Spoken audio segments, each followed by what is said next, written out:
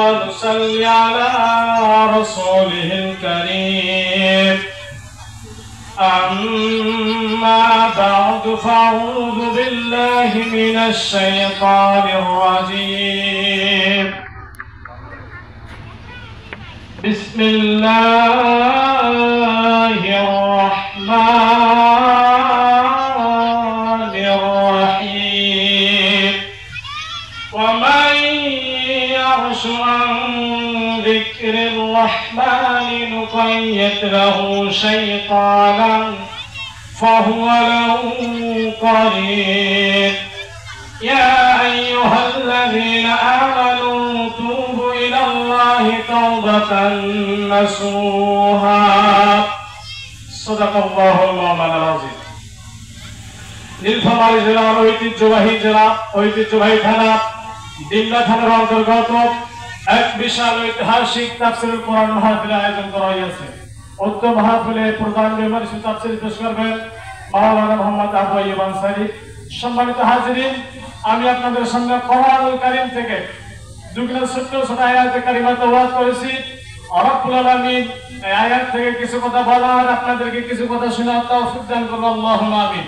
আল্লাহ তাআলা রব্বুল আলামিন জানিয়ে দেন, ومن يعش عن ذكر الرحمن نقيض له شيطانا فهو له قرين। রব্বুল আলামিন জানিয়ে দেন,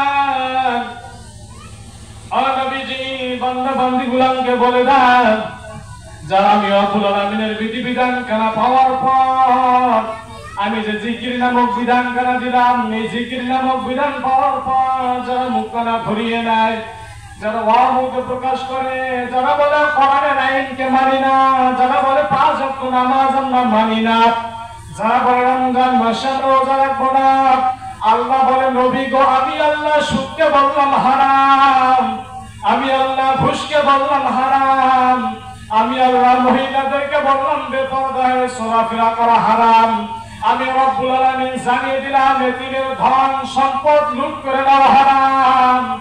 ও নবীজি ওই সমস্ত মানুষগুলোকে আপনি জানিয়ে দেন যারা আমি রব্বুল আলামিনের এই বিধিবিধান কানা পাওয়ার পর আমি রব্বুল আলামিন যেটাকে হালাল বললাম, আমি আল্লাহ বললাম 5 ওয়াক্ত নামাজ তোমার উপর ফরজ, রমজান মাসে রোজা রাখা তোমার উপর ফরজ, নারীরা পর্দা করা তোমাদের উপর ফরজ। ও নবীজি যারা এই কাজগুলো করবে না ওই সমস্ত মানুষগুলোকে আপনি জানিয়ে দেন আমি রব্বুল আলামিন বলে দিলাম লুকাইয়াত লাহু শাইতানা, ওই সমস্ত মানুষগুলোকে চলার জন্য আমি রব, জিন দ্বারা নয়, মানুষ দ্বারা নয়, ফেরেশতা দ্বারা নয়, আমি রব্বুল আলামিন নিজ হাতে শয়তান নিযুক্ত করে দিয়ে বলি নাউযুবিল্লাহ।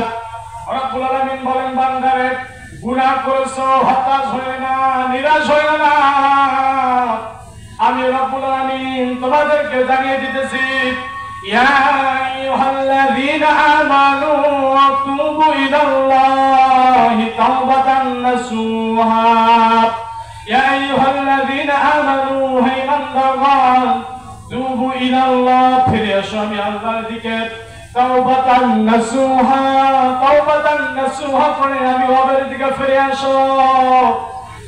রব্বুল আলামিন যে বললেন তাওবাতান নাসুহা করো, কেমন করে তাওবাতান নাসুহা করতে হবে একটু বাস্তব প্রমাণ দেখে যান। আল্লাহর নবী মসজিদে নববীর ভিতরে বসে আছেন, একজন মহিলা মানুষ এসে বললেন নবী গো, ইয়া রাসূলুল্লাহ, ইয়া হাবিবাল্লাহ, হুজুর আমার গর্ভের মধ্যে সন্তান এসেছে। নবীজি বললেন মহিলা এটা তো খুব খুশির খবর। মহিলা বললেন নবী গো আমি তো এখনো বিবাহ করি নাই, বিবাহ না করাইতে আমার গর্ভের মধ্যে সন্তান এসেছে। নবীজি বলল না না মহিলা তুমি মিথ্যা কথা বলতেছ। নবীজি আমার ডাক দিয়ে বললেন মহিলা রে তুমি মিথ্যা কথা বলতেছ। মহিলা ডাক দিয়ে বললেন নবী গো না না আমি মিথ্যা কথা বলতেছি না নবীজি, আমি সত্যি সত্যি জানা করেছি, জানা করার কারণে আমার গর্ভে সন্তান এসেছে। ও নবী গো আপনি আমার বিচার করেন, ইসলাম দিয়ে আপনি আমার বিচার করেন। হযরত নবীজি বললেন মহিলা রে তুমি মিথ্যা কথা বলতেছ। তখন মহিলা দুশ্চোখের পানি ছেড়ে ছেড়ে ডাক দিয়ে বলেন, নবী গো,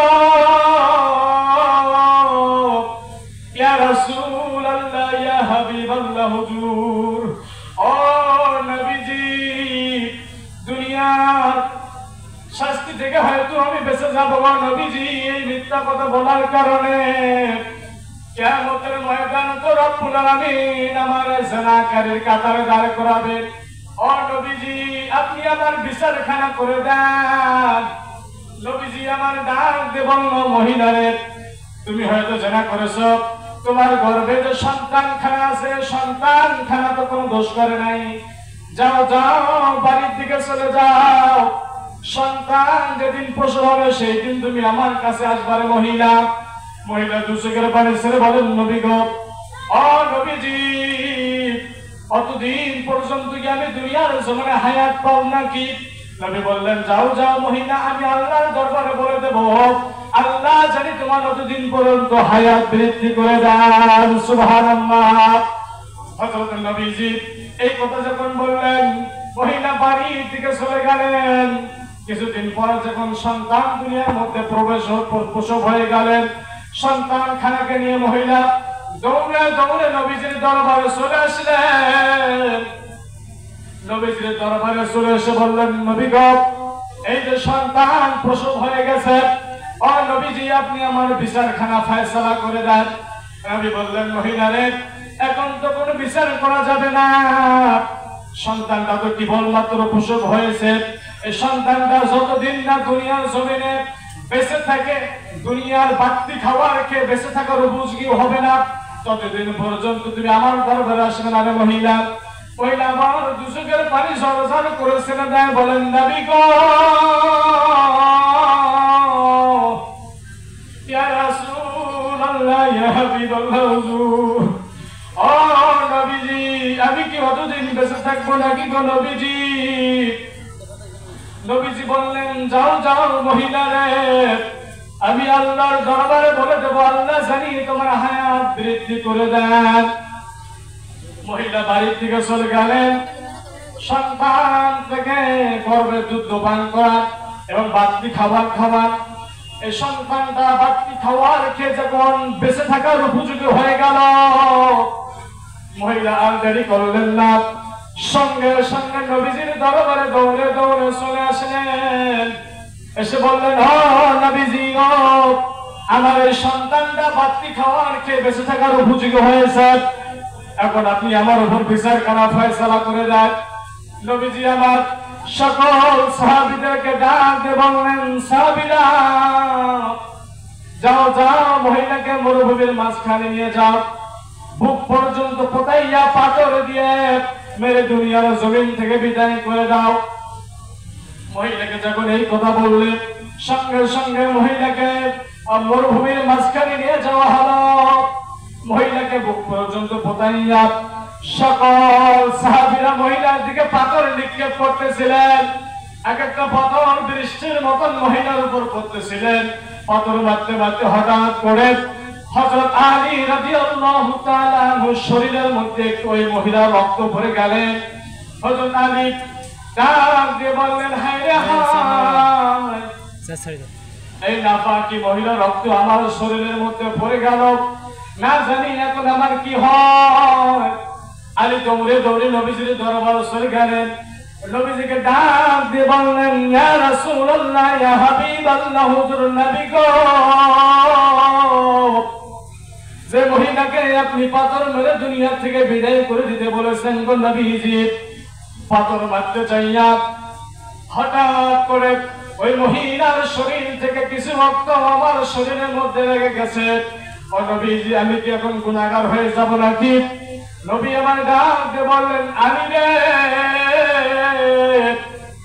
ওই মহিলার সম্পর্কে তুমি খারাপ ধারণা করিও না রে আলী।